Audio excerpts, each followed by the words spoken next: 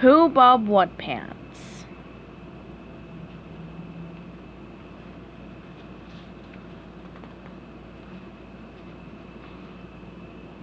Good morning, Gary, sang SpongeBob.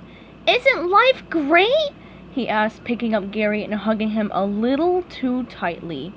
Gary let out a loud growl. Later, on his way out, SpongeBob bumped right into his best friend Patrick. "Oh, hey, Patrick, how goes it?" SpongeBob asked. "Great until you showed up," muttered Patrick. "That was a cake for my mom's birthday," he continued, pointing to his chocolate-covered belly. "Thanks a lot. Now please, just go away."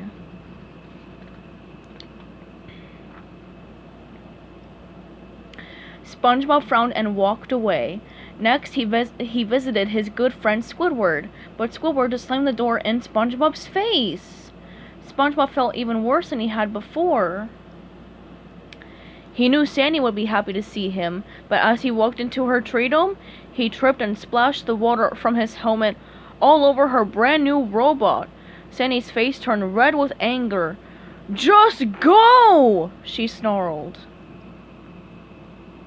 There was only one hope left, the Krusty Krab, but as he entered the kitchen, SpongeBob slid across the floor, and knocked Mr. Krabs and his crisp dollar bills right into the fryer. "If I were you, lad, I'd get as far away from me as possible," Mr. Krabs barked. Miserable, SpongeBob decided it was time to leave Bikini Bottom forever. "Goodbye, Bikini Bottom," SpongeBob called out. "Goodbye, life as I know it."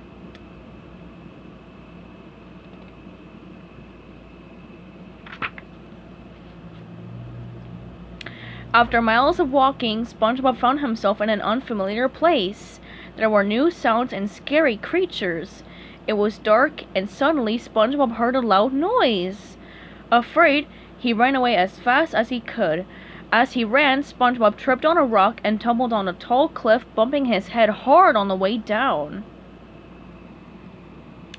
Meanwhile, back in Bikini Bottom, Patrick was knocking on SpongeBob's door when Sandy appeared. "Patrick, where's SpongeBob?" she asked. "I don't know. I've been knocking on his door for 3 hours. Worried, she gave the door a quick karate chop. Boom! The door came crashing down. Inside, an oversized Gary let out a "Meow." "Oh boy!" cried Sandy. "Gary said SpongeBob left a note."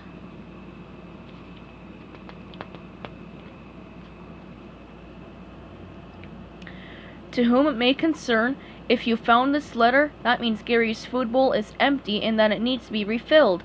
It also means it's been approximately 1 year since I've split town and no one's noticed till now. No one needs to worry. I won't bother anyone again. Sincerely, SpongeBob. "He's gone! I shouldn't have yelled at SpongeBob!" Sandy lamented.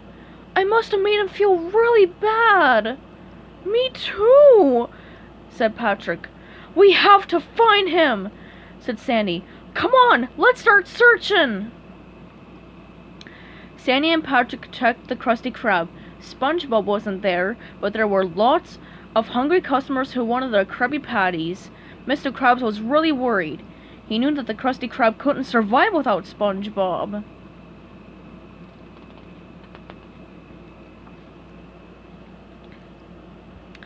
"I am nothing without my #1 fry cook," said Mr. Krabs. "Squidward, I am ordering you to find him. If you don't, you'll be out of a job forever.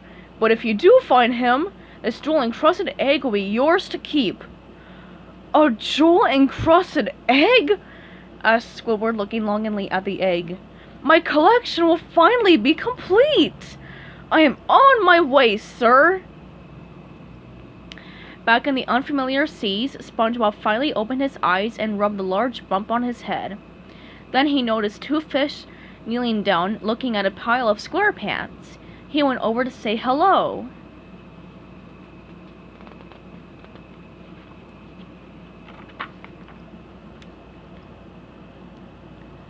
"Oh, hello, we were just admiring your clothes," the fish told him. "These are your brown pants, aren't they?" the fish asked, showing him a pile of brown pants. I can't remember. I don't even know my name, said SpongeBob. All I know is that I hit my head and woke up here. That's too bad. Let's call you Cheesehead Brown Pants. Just then, SpongeBob felt something in his pockets. Hey, what's this? He said, pulling out a bottle of bubbles and a blowing wand. Not bubbles! Shouted his new friends. Then they ran away. SpongeBob started walking. Soon he found himself in New Kelp City. Grrr! His stomach began to growl loudly. He needed food, but he didn't have a penny in his pockets. There was only one thing to do, get a job. But his fantastic bubble blowing skills made every employer run away in fear. I don't understand, thought SpongeBob. Is something wrong with this place? Or is it me?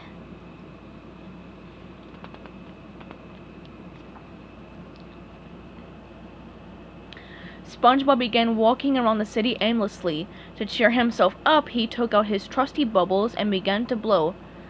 Bubbles will steady the old nerves, he said to himself. Bloop, feeling better already. Then out of the dark shadows came a group of scary-looking fish. They were big, they were mean, and they didn't want any bubbles on their turf. They called themselves the Bubble Poppin' Boys. They tried to catch SpongeBob, so he ran away as fast as he could.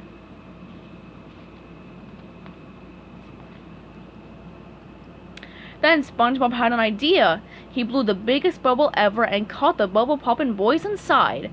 It floated far, far away with them inside, never to return. The citizens of New Kelp City flooded the streets with bubbles in celebration. Thank you, Cheesehead Brown Pants, the mayor said to SpongeBob.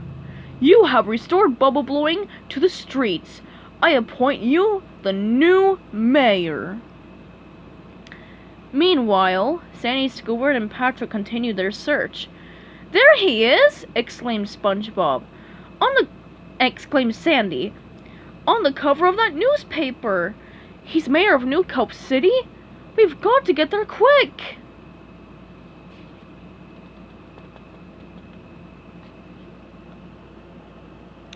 When Sandy, Patrick, and Squidward got there, they were shocked by what they saw and heard. Citizens of New Kelp City, announced SpongeBob over a microphone.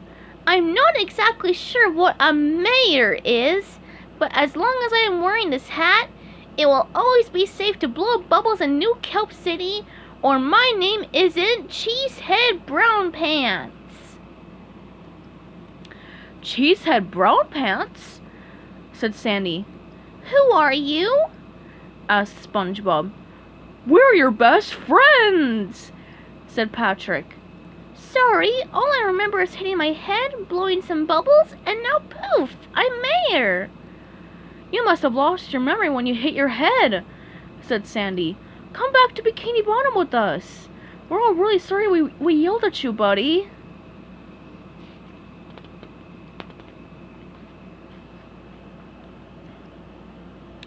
I'm sorry, replied SpongeBob. I can't leave.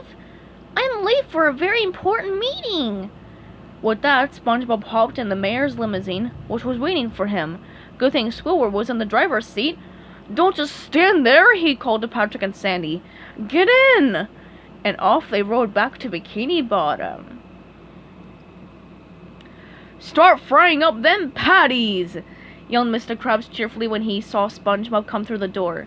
I was a fry cook before? Asked SpongeBob unimpressed. Yes, lad, the best in the business, replied Mr. Krabs proudly. Well, I'm going back to my modest job as mayor, SpongeBob announced, dropping the spatula on the floor. New Kelp City needs me.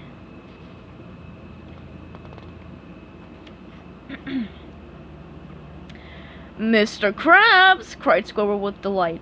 I brought back the #1 fry cook. You've got to pay up.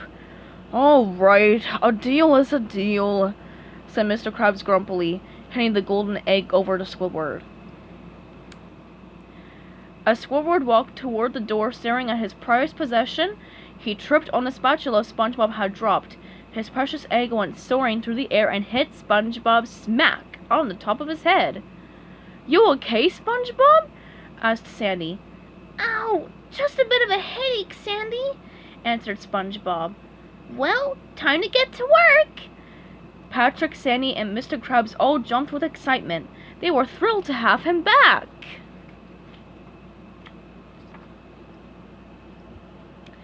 Everyone was so happy that SpongeBob was back home. "Order up!" he called cheerily from behind the window of the Krusty Krab kitchen. Things were finally back to normal in Bikini Bottom.